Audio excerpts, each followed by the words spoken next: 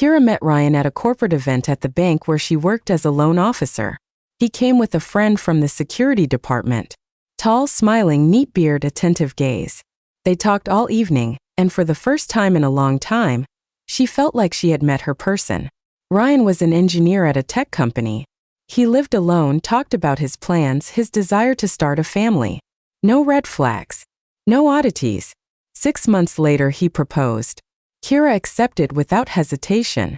She should have paid closer attention to what happened next. The first crack appeared a month after the engagement. They were going over the wedding guest list.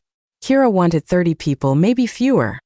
The budget was limited, and she had no interest in feeding distant cousins Ryan had met twice in his life.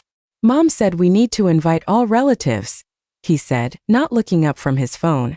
Otherwise, she'll be offended. Kira put down her notebook. Ryan, we're paying for this. He shrugged. Mom thinks it's the right thing to do. She stayed quiet, told herself it was a minor detail, that they could work it out, that he just didn't want to fight with his mother before the wedding. But minor details have a way of multiplying. Linda Peterson, Ryan's mother, was a strong, determined woman who had spent her entire career as a supervisor at the same tech company where her son now worked. She was used to being in charge. Her husband had passed away a decade earlier, and since then, her entire world had contracted around her only child. She came to Ryan's apartment nearly every day, brought food, checked the cleanliness, advised on what to wear, what to buy, where to go. Ryan didn't object. He had grown up inside that system and saw nothing unusual about it. Kira tried to be friendly, smiled, thanked her for the pies, agreed with her suggestions. Linda Peterson didn't want agreement. She wanted obedience. The dress at Bridal Bliss on Sunset, she announced one evening. I know someone there. She'll give a discount. Thank you, Kira said carefully, but I've already chosen a dress. Where? A boutique on 5th Avenue. It suits me really well. Linda Peterson frowned. That's expensive. Why overpay? I've made up my mind. The mother-in-law looked at Ryan, waiting. Ryan shrugged. Mom, it's her dress. Are you going to pay for it? I'll buy it myself, Kira said flatly. Linda Peterson snorted and walked into the kitchen. A minute later, the sound of pots clanging followed her out. Kira looked at her fiancé. He was looking at his phone as if nothing had happened. Ryan, do you really not see the problem? What problem? He looked up, genuinely confused. That your mother is deciding what I wear to my own wedding. She just wants to help. Don't take it to heart. Kira pressed her lips together and said nothing. Decided it would be the last time. That everything would settle after the wedding. It did not settle. Linda Peterson quietly took over the wedding arrangements. She chose the restaurant, approved the menu, ordered the cars. All without asking Kira. When Kira tried to object, the response came without apology. I've already paid. It's too late to argue. With what money? My own. Ryan transferred it to me. Kira turned to her fiancé. He looked away. Ryan, we agreed we'd decide everything together. But Mom had already started. I didn't want to offend her. And I can be offended? He had nothing to say. Kira left and slammed the door. Ryan called an hour later, apologized, promised it wouldn't happen again. She came back, told herself it was pre-wedding stress, that he just didn't want conflict before the important day. But something inside her had already started to tighten. 2 weeks before the wedding, Linda Peterson arrived with a large bag. Kira was there too. They were sorting through invitations when the mother-in-law planted the bag on the table and began unpacking. Towels, bed linen, pots, pans. Your dowry, she announced proudly. All new. Good quality. Kira looked at the items. The towels had embroidery from the 1980s. The pots were heavy cast iron. Thank you, Linda Peterson, but I already have cookware. These are better. Cast iron is eternal. I use non-stick. Non-stick is harmful. Teflon flakes into your food. Ryan, tell her. Ryan hesitated. Well, Mom, if Kira's used to what she has, she'll get used to proper ones. I didn't go to all this trouble for nothing. Kira felt something boiling inside her. She stood up, picked up her bag and walked to the hallway. I'm going home. Ryan followed her out. Don't be offended. She meant well. Ryan, she is imposing her things, her rules, her opinions on me, and you stand there silent. I'm not silent. I told you you could use your own pans. You said it like you were doing me a favor. She pulled up her jacket zipper. This is my life. My kitchen. My things. And your mother acts as if I'm already obligated to obey her. She just cares. She controls. Ryan sighed. Just bear with it a little longer. Everything will settle down after the wedding. She looked at him for a long moment. Nodded. Left. But inside her, something cold and quiet had taken root. A week before the wedding, Ryan asked Kira for access to her bank card. We'll be family, he said. It'll be more convenient if I can pay with it, just in case. In case of what? What if you need something and don't have your card? Or you get sick? Ryan, if I need something, I'll give you the number in the moment. Why do you need permanent access? That's distrust. That's common sense. He took offense, went quiet, muttered that she was paranoid, and disappeared into the kitchen. Kira sat on the couch staring at nothing. The knot of anxiety in her chest pulled tighter. The day they were supposed to go to the courthouse to finalize wedding documents, Kira arrived at Ryan's apartment in a good mood. She wanted to believe the hard part was behind them. She carried a folder of papers and told herself they were almost through it. Linda Peterson opened the door. Ryan was in the shower. They sat at the kitchen table with tea. The mother-in-law studied her with the careful, evaluating look of a woman who had already decided what she thought. Listen, dearest Kira, she began in the voice of a patient mentor. You work at a bank, yes? Good salary. She tilted her head. Ryan isn't doing so well financially, so I wanted to suggest something practical. How about you give us your card? The PIN. So I can help, buy groceries when you're at work, cover things if something urgent comes up. Kira set her cup down slowly. Why do you need my card, Linda Peterson? Well, we're family. It'll be convenient. Ryan has his own card. There's not much on it. You know he barely earns enough at that company. Something snapped inside Kira. Clean and quiet, like a wire reaching its limit. I will not give you access to my card. The mother-in-law's face hardened. Why not? Because it's my money. Well, I thought we were family. We are not family yet. And even when we marry, that does not mean you manage my finances. Linda Peterson shot to her feet.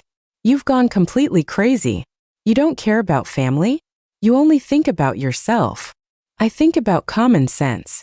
Ryan. She screamed toward the bathroom. Come here. Ryan appeared in sweatpants and a t-shirt, hair still wet. What happened? Your fiancé refuses to help the family. I asked for the card PIN and she's turning up her nose. Ryan looked from his mother to Kira. Kira waited. She waited for him to say something in her defense. To explain to his mother how absurd this was. To be just once the partner he had promised to be. Instead, Ryan frowned. Kira, what's the big deal? Mom's not a stranger. Kira felt the air leave the room. Are you serious? She just wants to help with groceries. Things like that. Ryan. I don't need her help. And she will not get access to my card. Linda Peterson clutched her chest. Oh, I can't take this. Such a miser. Ryan, can you imagine who you're marrying? Can you see what she's like now before the wedding? What do you think happens after? Mom, calm down. I will not calm down. Kira stood. Nothing will happen after the wedding. Because there won't be a wedding. She picked up her bag. I'm leaving. The silence that followed was total. Ryan turned slowly. What? I said there won't be a wedding. She walked to the door. Her pulse was in her temples, but inside there was a clarity she hadn't felt in months. Kira, wait. She didn't turn around. She pulled the door open and stepped into the hallway. Kira, wait, damn it. He came after her, grabbed her shoulder, spun her around. Where are you going? Home. Over nonsense? It's not nonsense, Ryan. It's my life. And I'm not handing control of it to your mother. No one is taking anything. His voice rose. She wanted to help. And you wanted me to agree with everything. He clenched his fists. Kira, you're being completely insolent. We're not even married and you're already making scenes, giving orders, refusing my mother. She looked at him. This man who 1 week ago had sworn his love to her. Now calling her insolent for not surrendering her pin. Ryan, do you hear what you're saying? I hear that I got involved with an egoist. She turned and walked toward the stairs. He caught up, grabbed her arm, pulled her back hard. You're not going anywhere. We're discussing this now. Let go. I won't. She tried to pull free. He held tighter. His eyes had gone somewhere she didn't recognize. Somewhere behind them, Linda Peterson stood in the apartment doorway, lamenting. And then something in Ryan broke completely. He swung. Kira moved on instinct, sharp, fast, a step to the side. She dodged. And in the same motion she drove her knee directly into him. The sound Ryan made was high and strained and airless. He doubled over, clutched himself, tried to stay upright, slid down the wall and crumpled to the floor. Kira stood over him, breathing hard. Adrenaline flooded her system. Her hands shook. She felt no pity.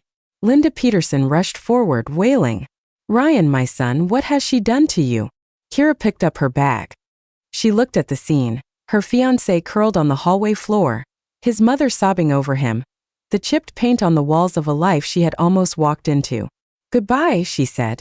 She went down the stairs. Behind her, screaming threats, promises to call the police. She didn't look back. She walked outside, pulled out her phone and blocked Ryan everywhere, messengers, social networks, contacts, all of it. Then she called a taxi and went home. The driver tried to make conversation twice. After one look at her face, he didn't try again. At home, Kira kicked off her shoes, lay on the couch and cried for half an hour. Not from pain. Not from self-pity. From relief. Because she understood, finally and completely, that she had gotten out just in time. Ryan called from unknown numbers for days. She hung up. He wrote from new accounts. She blocked them. Then Linda Peterson appeared outside the bank, shouting on the sidewalk, calling Kira a homewrecker, a hysteric, a woman who had destroyed her son's life. Kira walked past without a word. The bank security guard politely asked Linda Peterson to leave the premises. A few days later, a message arrived from Ryan. I'm ashamed of what happened. I'm sorry. Let's try again. I'll talk to Mom. Kira read it, smiled, deleted it. A month later, her friend called with news. Your ex already found someone new. I saw them at a cafe. She's pretty, very quiet. His mom was sitting right next to them, choosing what she'd order for her. Kira laughed genuinely from the chest. Good. He found exactly what he was looking for. She didn't rush into anything after that. She worked, saw friends, took weekend trips, gave herself the time she hadn't known she needed. Sometimes she thought about that hallway, that moment, and each time she felt proud of herself. Not for the kick, for the clarity, for knowing when it mattered that she didn't have to stay. A year and a half later, she met Ethan. A programmer, lived alone, no mother managing his every move. On their third date, she told him the whole story. Ryan, the mother-in-law, the card, the hallway. Ethan listened, thought for a moment and said, You did the right thing. People like that have to be stopped immediately. They got married a year later. No lavish banquet. Just the closest people, a courthouse, and a slow song at the end of the evening. Ethan held her close, arms around her waist. Happy? He asked. Very, she said. And she meant it. The memory of that day still lived somewhere inside her. Ryan on the floor, Linda Peterson wailing, the cold rush of walking out. But it didn't burn anymore. It had become something quieter. A reminder. A line she had drawn once under pressure, when it was hardest and most necessary. She never let anyone cross it again.